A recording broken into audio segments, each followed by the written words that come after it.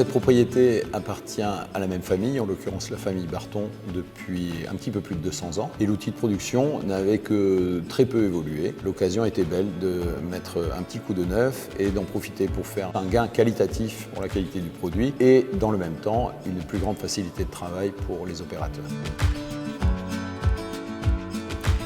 J'ai par le passé eu quelques expériences bénéfiques avec le service de la prévention des risques de la MSA autour de problématiques telles que l'accumulation de CO2 éventuelle durant la vinification, des problématiques de bruit durant la mise en bouteille. Je m'étais aperçu de la cohérence du discours et de l'intérêt de la méthode.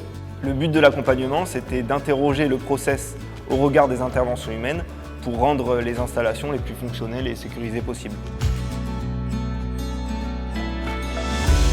Au-delà du fait qu'Alexis est un garçon extrêmement sympathique, l'intérêt pour moi résidait dans son expérience globale et une prise de hauteur, alors que moi j'étais un peu la tête dans le guidon et je pouvais passer à côté de certaines choses, pourquoi pas essentielles, et ça s'est avéré exact.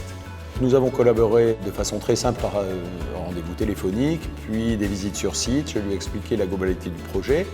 Nous avons pu travailler sur plan de manière à déterminer la cohérence du projet et qu'on ne se tape pas dans certaines portes ou certains murs en parpaing. Et donc Alexis nous a beaucoup aidé là-dessus, avant même le premier coup de pioche et ensuite tout au long du projet où il était cordialement invité en amenant sa pierre à l'édifice. C'est vrai qu'on a fait des simulations notamment sur plan, puisque l'idée c'était de projeter les flux et les circulations, d'appréhender les espaces nécessaires pour travailler, les zones de stockage, les accès en hauteur, voilà, tout ça dans l'optique de faciliter le travail en fait, des collaborateurs.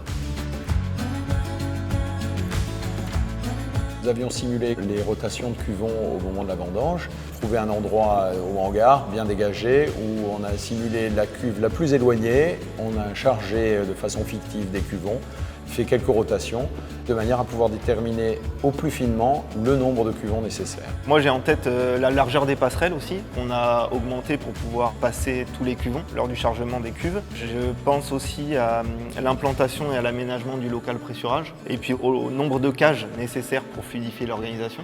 Et puis on avait aussi tous les espaces qui sont souvent sous-dimensionnés, donc l'espace derrière les cuves pour le nettoyage, la maintenance de la thermorégulation si besoin.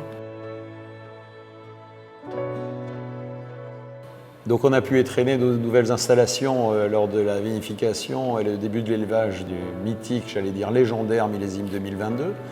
On s'aperçoit qu'on n'a pas pris énormément de portes dans la tête, donc tout était à peu près bien calculé lors des 4 années qui viennent de s'écouler.